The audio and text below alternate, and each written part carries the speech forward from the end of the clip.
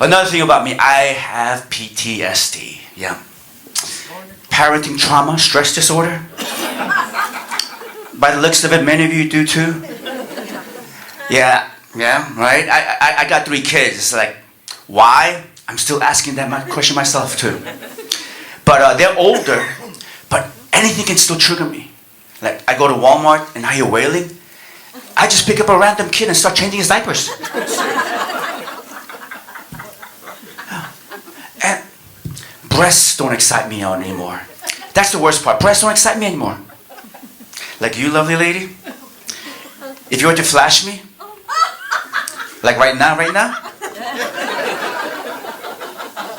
I would just go, time to get the pumps.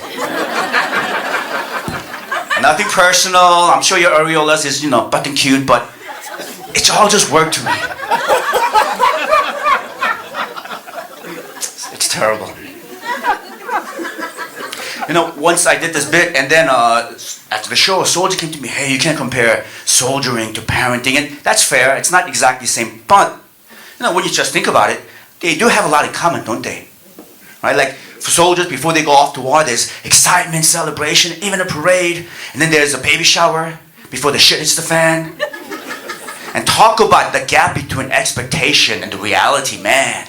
Both of them. There's nothing you can do to really prepare for war or parenting, right? And once you see action, both soldiers and parents, it's 24/7. You're always on call. You lose friends, and then everybody forgets you and don't value you anymore, right? It sucks. Except, one day of the year, right? There's a Veterans Day for the soldiers. There's a Mother's Day for mothers, and there's a Father's Day, not for you fathers. It's not. Father's Day is more like a Memorial Day, right? Your name is in the day, but like everyone's really celebrating the start of summer. Like, Happy Father's Day, here you go. Another power tool set from Home Depot? Yeah, so now go fix the garage, you lazy fuck. Right, that's all we get, power tool sets or neckties to hang ourselves in a classy way. I never got what I wanted for Father's Day. You see, all I ever wanted was a threesome. A wholesome threesome, right? Right, like you would give a threesome to your hubby, right? I ain't heard you. Oh. Would you do a threesome with him? Don't answer. I don't want to create a rift in this table here, okay?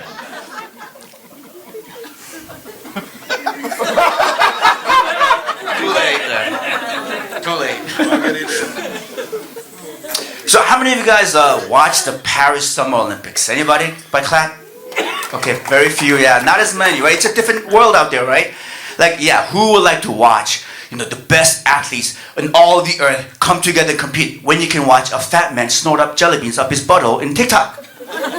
Like, as far as athleticism per second, can't beat that. Right?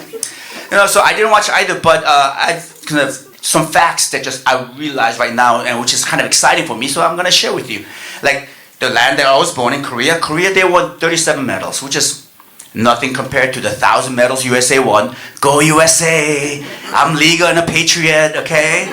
Don't kick me out, okay? But what's interesting is that those 37 medals, most of those medals, Korea, they won from archery, fencing, and shooting. Right? What does that tell you, right? That tells you that Koreans love hurting people. Yeah, in a classy way. Like there was Kim Ejin. This you must have known, right? Because she became a real big in the social media. She was a shooter, right? And they all said, like, oh my goodness, she has this main character energy, John Wick coolness. She was clad all in black, and she would shoot like this, no movement, like future-looking glasses. And when she broke the world record, like she didn't even break a smile, like a real assassin, just going, just did my job. And when I saw that, it reminded me of my wife. Because my wife is like, ooh, Man, she's cool and cold and bitchy and a murderer. I mean, she would just come any sometime in the room and just throw this assassin bullet like, didn't do the dishwasher because you're deprived of your human daddy's approval? Just walk away. While my sense of self just bleeding out to death. And then 30 minutes later she goes, let's have dinner. Like as if nothing happened. While I lost all sense of worth in my life. Yeah, don't mess with Korean women. Oof. Another thing, I thought about, okay, Koreans were in archery, fencing, shooting. You know what that means, right? That means that when the zombie apocalypse comes, and it will, friends, I'm going back to my people. Because they will survive it. Right? They got real practical skills. Most Olympic sports, they showcase skills that's not useful, like breakdancing. What are you going to use that for? But man, fencing, right, archery, shooting, they come really handy in zombie apocalypse. And then I was looking at that, so I was looking at other competitions, and I realized another race who's going to do really well and survive zombie apocalypse are black people. All right, don't tighten up your buttholes here, okay, guys? Stay with me, okay? Stay with me, because the blacks, they will outrun all other races. That's all they need to do. Just outrun all the races. Just outrun all the other colored meats, and they'll survive. And look at all the competitions that has to do with running, from 100-meter to marathon. Who won? Black people. Whether it be African Kenyans, or African Americans, or African Jamaican, or African Chinese. Yeah. Are there any black people right here? Like, you could affirm what I'm saying? Okay, they're not here because they're all out there practicing running. They've been practicing running all their life, outrunning slave masters and cops. Stay with me.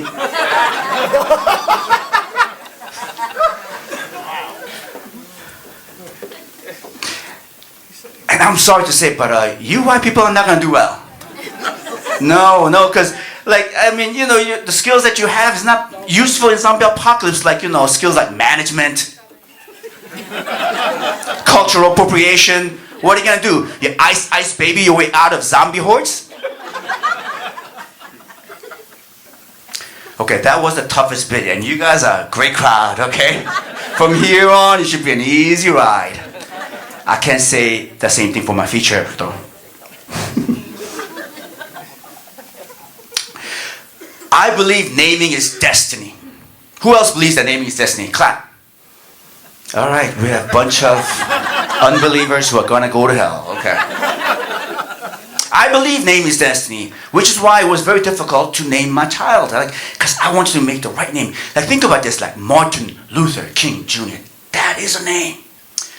He was destined to become Martin Luther King Jr. What if his parents named him Steve Urkel? Would you march with Steve Urkel for civil rights, face dogs and hoses? Will we even talk about the speech if Steve Urkel said, I have a dream? You'll probably go like, I don't think this guy even has wet dreams. There was a family that named their son Harvard. That's right, a parent named their son Harvard. And no, they were not Asians, you fucking racists. That is so wrong to think that. You're right, but that's still wrong. Yeah, Asian parents, they were Asian parents. Named their son Harvard. But the real question here is, did Harvard get into Harvard? Okay, who believes Harvard got into Harvard by the name is destiny? Clap your hands. All right, few became believers, okay? No, no, he didn't? Well, I'm happy to tell you that Harvard got rejected by Harvard. Yeah, got rejected. And they say, like, rejection, don't take it personally. That's very personal. That's self-rejection. Harvard got rejected by Harvard. Harvard ended up going to community college. Could you imagine the freshman orientation? Everybody, let's share our name. And what brought you here? Oh, we'll start with the Asian dude because we have never seen your kind in a community college.